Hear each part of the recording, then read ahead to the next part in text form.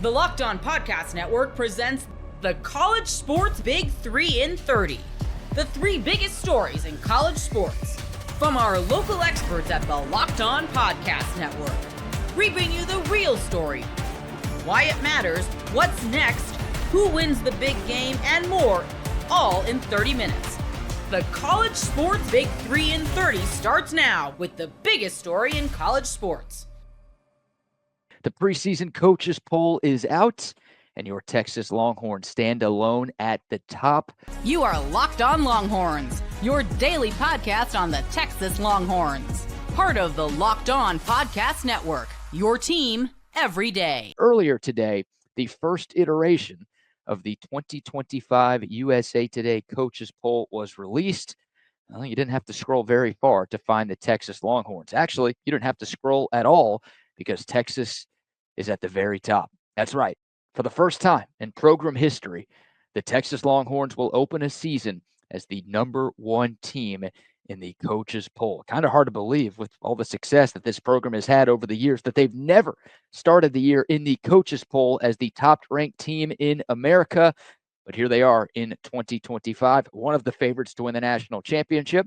And in the eyes of the coaches, the best team in the nation going into the year. The Horns received 28 of a possible 67 first-place votes. That's 8 more than anyone else. The team that they're ranked one spot ahead of, and the team that got the second most first-place votes, well, that's the team that the Longhorns will see in Week 1, 26 days from now. That's right. If there wasn't enough hype already surrounding Longhorns Buckeyes matchup, it's now number one versus number two, at least according to the coaches. That's game of the century stuff right there. Oh yeah. So again, a rematch from the Cotton Bowl, 2 blue bloods, 2 premier programs. College Game Day is going to be there. It'll be Lee Corso's last ever headgear pick.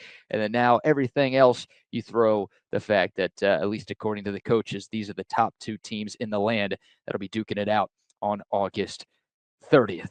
I mentioned that Ohio State got 20 first-place votes. Penn State was ranked third, followed by Georgia and then Notre Dame to round out the top 5. So before I continue, I would love to get y'all's thoughts. If you're watching on YouTube, comment below. What say you? Do you agree with Texas being at the top?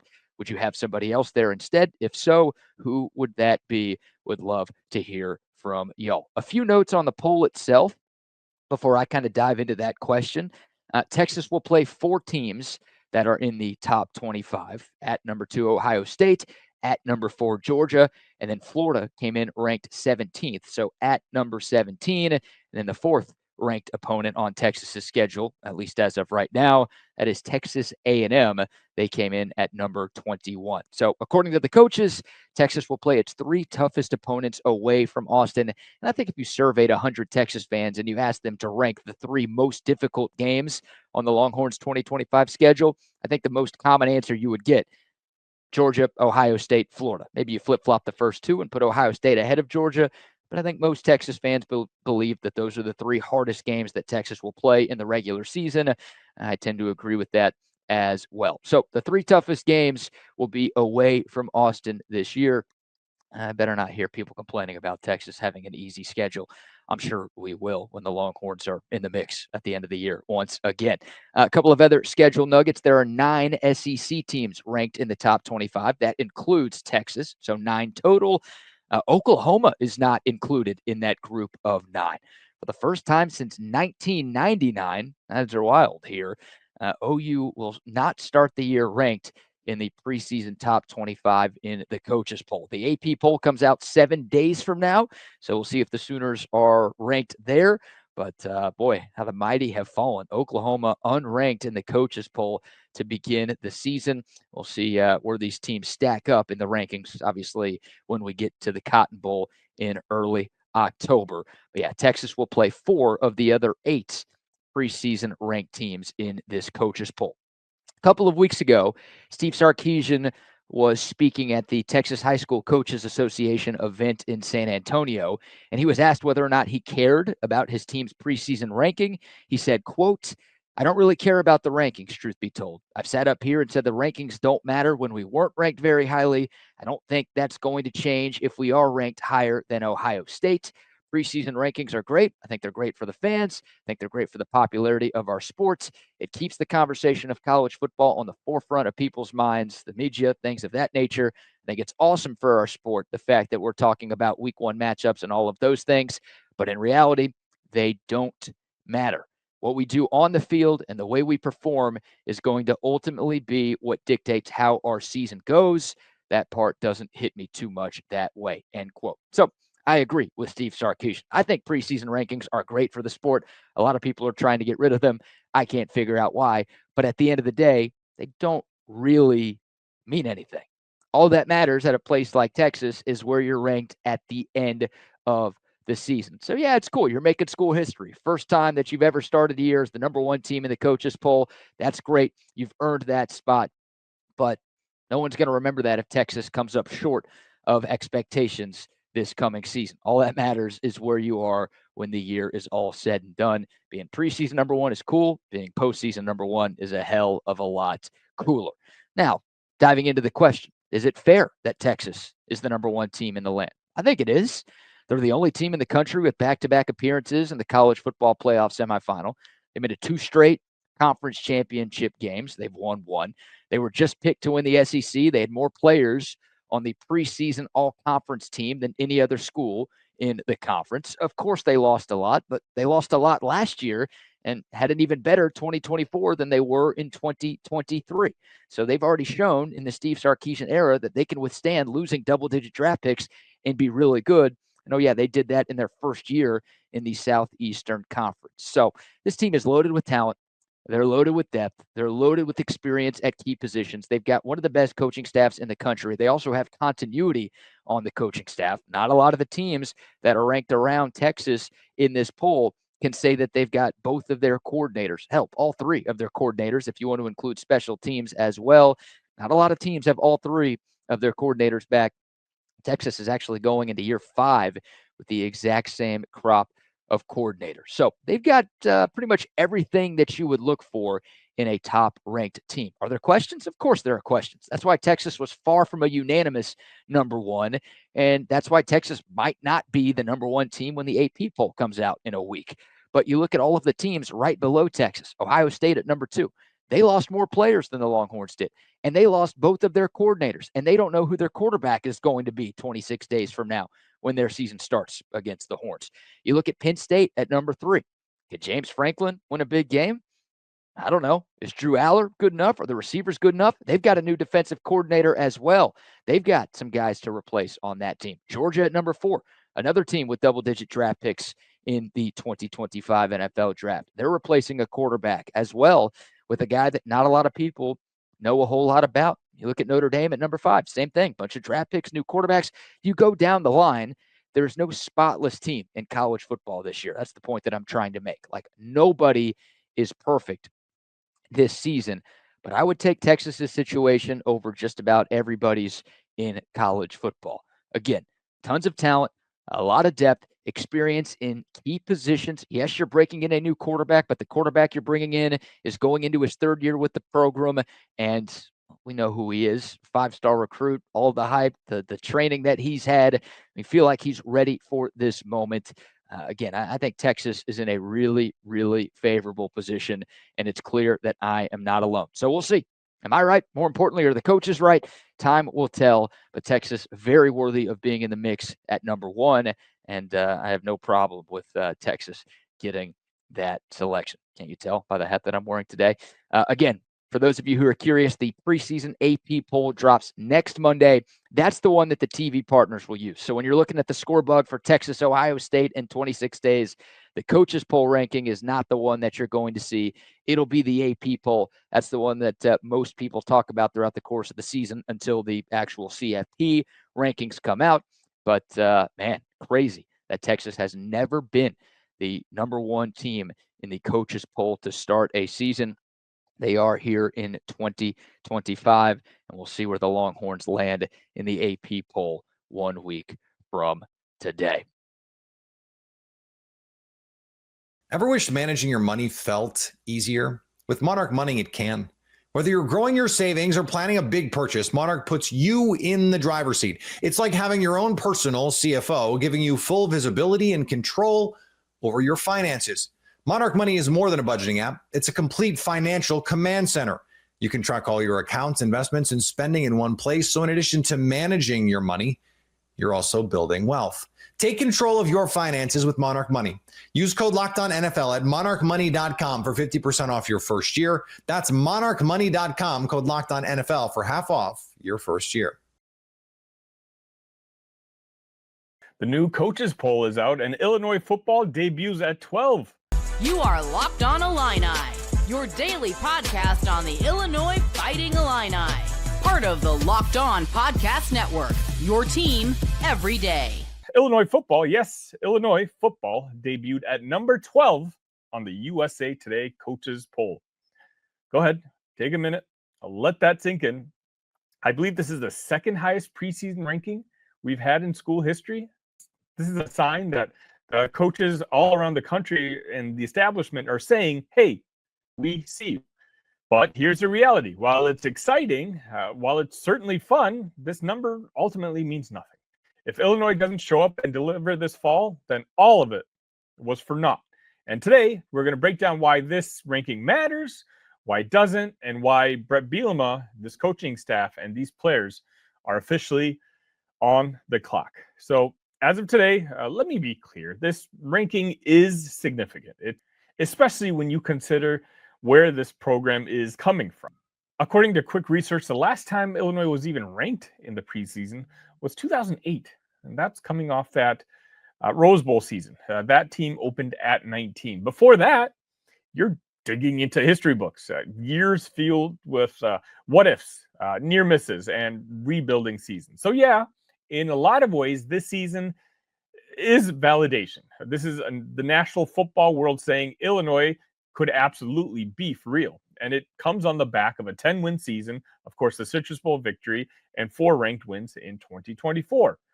But now is when things get real, because preseason polls are exactly that, preseason. They're a reflection of last year's results and off-season hype, really not much more than that. Ask any Illini fan who's been around long enough, we've seen this movie. In 2008, the top 20 ranking vanished fast after a rocky start. Even more recently, there have been years where the buzz never materialized into wins. So while the number 12 ranking feels good today, it doesn't help you when you're lining up against Washington on the road or USC under the lights in Champaign. Bret Bielema himself said, some people give expectations, and that's great. But for us at Illinois, we have to earn them. The way we've earned these expectations will be the way we earn success this year. And he's right. Because right now, this ranking is just simply a target. And Illinois, for the first time in decades, is no longer the underdog. They're going to be one of the teams that are hunted. So how did Illinois reach this level of national respect? Let's start with roster continuity. Illinois returned 16 starters, including stars Luke Altmaier, who threw for over 2,700 yards, 22 touchdowns, I believe.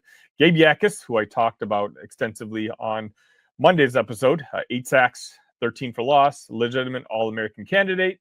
Plus, you have the NFL hopefuls like Xavier Scott and J.C. Davis on both sides of the football. But also, on top of that, you talk about coaching stability for the first time under Bret Bielema. All 3 coordinators returned. The core leadership is veteran heavy. This team has been built, not bought overnight. And the portal added firepower too, including Hudson Clement, the West Virginia transfer with over 700 yards last year. And we have young up-and-coming wide receivers like Malik Elzy and Colin Dixon, who could break out this fall. Quarterback Luke Altmaier summed it up best. We asked to be talked about in the polls. That means you're doing something pretty good. But we understand what's important. We're an older group. If we don't do what we have to do on a random Tuesday in July, then you're going to struggle in the fall. That is the mindset you need, especially now that it's obvious that the country is watching. This year feels different, not just because of the ranking, but because of all this momentum. Illinois isn't being handed hype. At this point, they've earned it. 10 wins, a big bowl victory, player development, guys staying in the program instead of jumping ship or going to the NFL. The Big Ten media has Illinois picked 4th, behind only Ohio State, Oregon, Penn State. That's elite company. And the national rankings, Fox has Illinois at 10, ESPN at 11, CBS and 24/7 both in the top 15. This isn't just a one-off fluke. Illinois is being recognized. Even Vegas is noticing. The over-under win total, according to FanDuel, is 8.5. That's the highest it's been in years. But none of that matters unless you handle your business. And here's where the conversation flips. With the top 15 ranking comes expectation. And with expectations come accountability. This is where Brett Bielema and his staff have to earn those paychecks. Because now it's no longer about building, it's about delivering. And that is an entirely different job. There's no wait till next year anymore. Next year is here. It's go time. The staff has the pieces. They have the schedule. Remember, there's no Michigan, no Penn State, no Oregon. They have the fan momentum.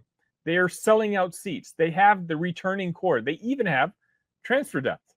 What they don't have is room for excuses. This team has to go out and win the games it's supposed to win and steal a few that it's not. That's how top 15 teams operate.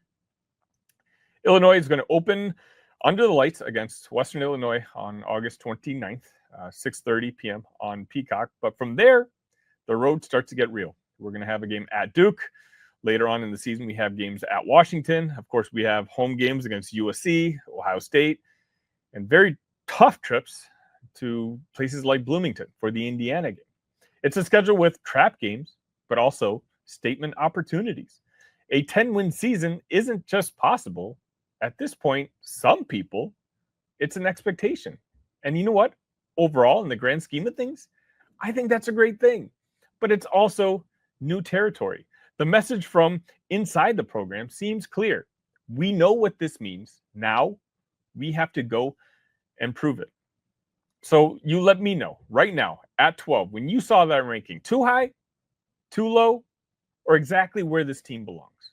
Drop your thoughts in the comments. Let me know what your win prediction is for Illinois this season.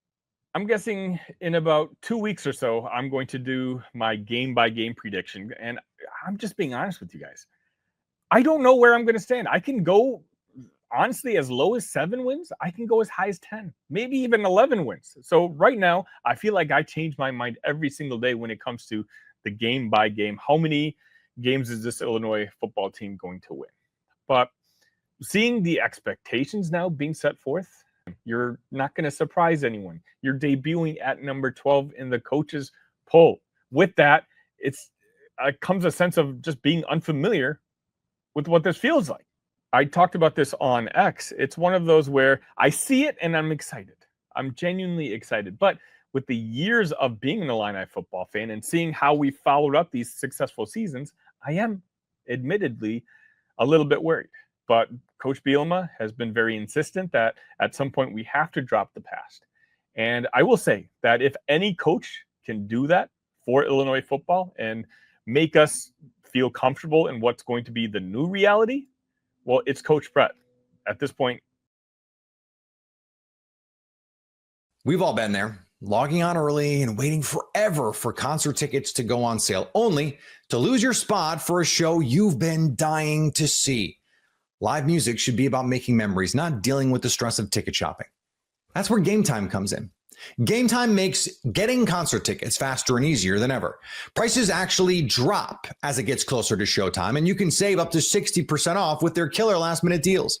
With Gametime, the price you see is the price you pay. No hidden fees. Take the guesswork out of buying concert and show tickets with Gametime. Download the Gametime app, create an account, and use code LOCKEDONNFL for $20 off your first purchase. Terms apply. Again, create an account and redeem code LOCKEDONNFL for $20 off. Download the Gametime app today. Last minute tickets, the lowest price guaranteed. You are Locked On Bama, your daily podcast on the Alabama Crimson Tide. Part of the Locked On Podcast Network, your team every day. You know, I have discovered disturbing trend from some folks who listen, and we appreciate everybody who listens, even those who disagree with us. You can be wrong all you want to. But there's some folks that are like, you guys just are absolutely frothing at the mouth over the prospects of Ty Simpson. I don't think that's it. In fact, I was saying early in the summer that I thought Keelan Russell would overtake him. I no longer think that. I think Ty Simpson's going to be good. I think he's going to be really good. But this whole conversation came up because we're on a text chain with all the Locked On SEC hosts. And one of our hosts, who hosts the Ole Miss site, does a great job. He's got the best setup of any of us, by the way, in terms of like his man cave basement thing.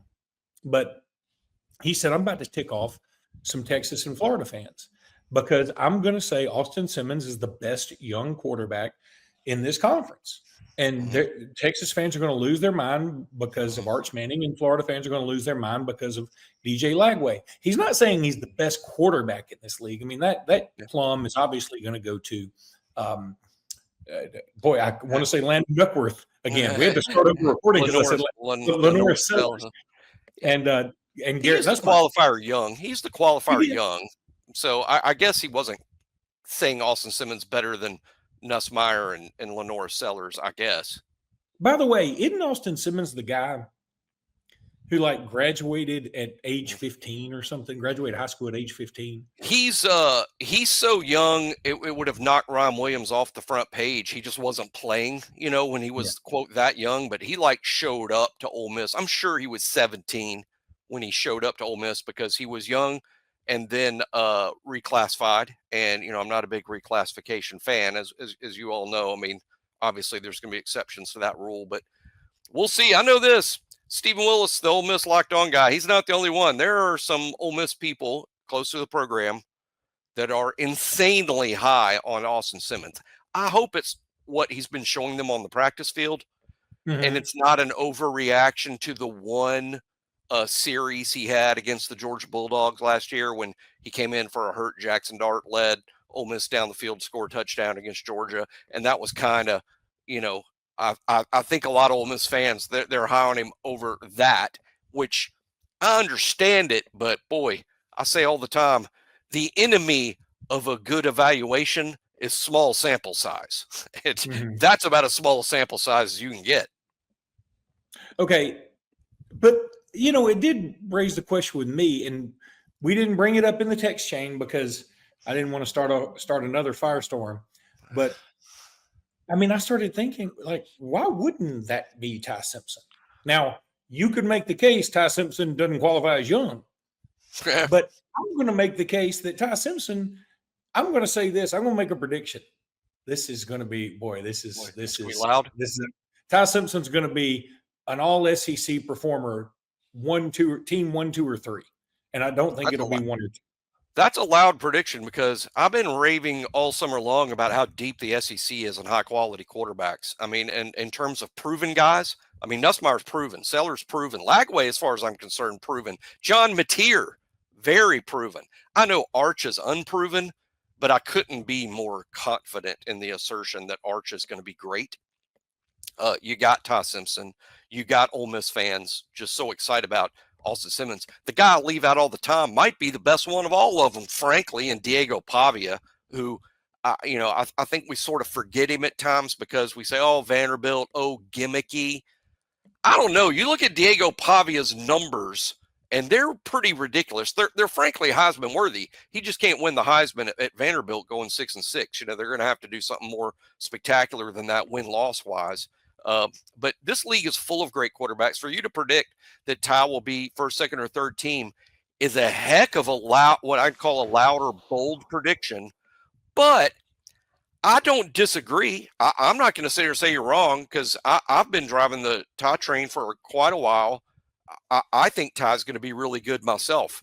I don't know that I would go that far, but I don't doubt it. It won't surprise me. The only thing one thing will surprise me, and that's if Ty's not good and has to be replaced. That will surprise me.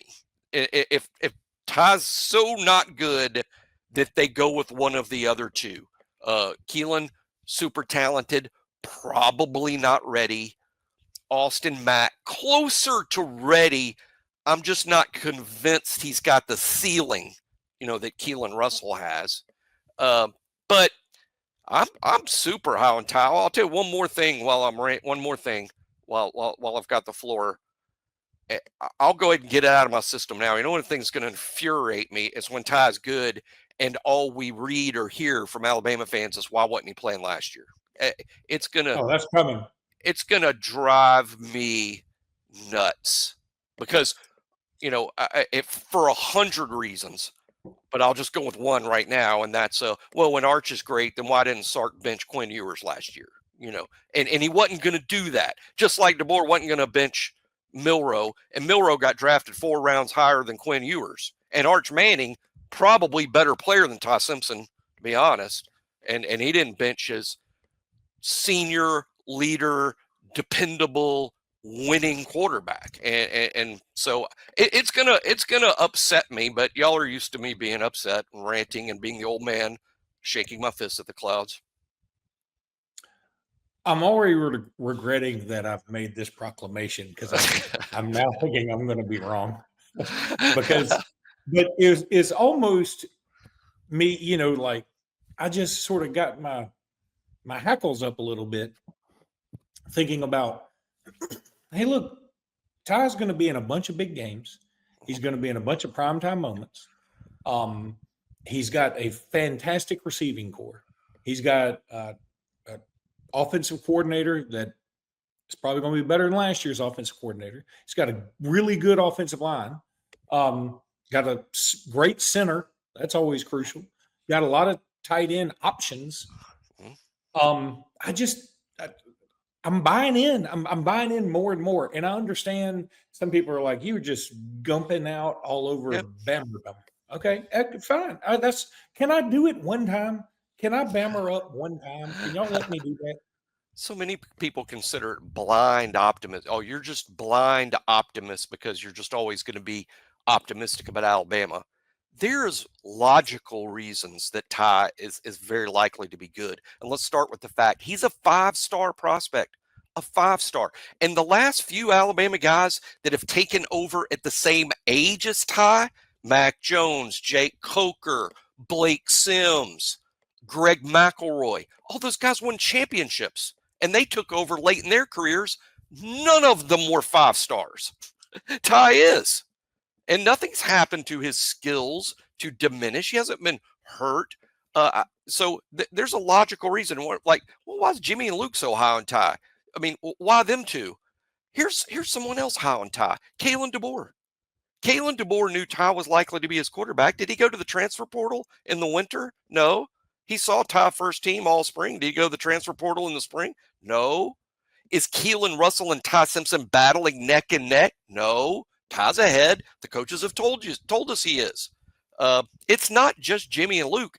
It's Kalen DeBoer kind of loudly saying, Ty's pretty good. I know he's not going to say those words out loud until you see it in games, but I judge people by their actions as much as their words. And actions are they believe in Ty, or they would be doing something else. Yeah. I do immediately regret predicting this. Can I go back on it and say he will be in all SEC contention? It's just, I don't think it's a crazy thing to say at all. I expect him to play that well. I think the only reason he might not be is just because the league is so crowded with so good. This is a great QB league. I know the Big 12 is getting a lot of attention. Some of these SEC guys aren't quite as proven.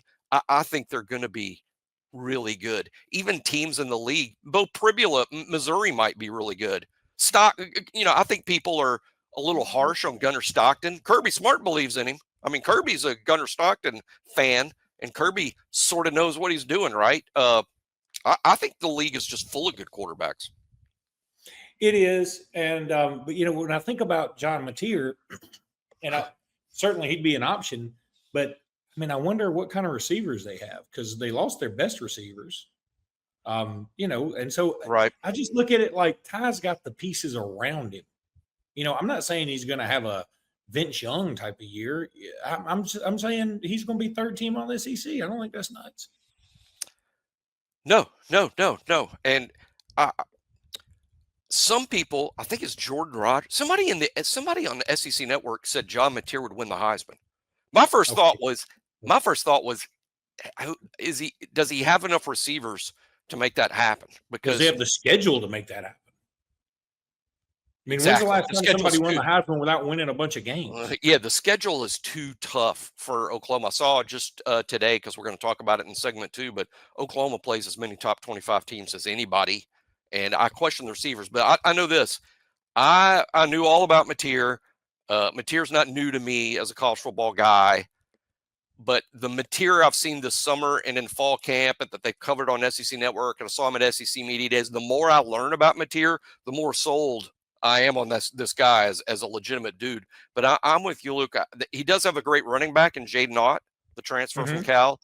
But they lost, I think, their best playmaking receiver, Nick Anderson, to LSU. He's going to be probably their wide receiver 1, which is saying a lot this year with as deep a group as they've got. But yeah, I'm big on Mateer. I still say Arch Manning will be the best quarterback in the league.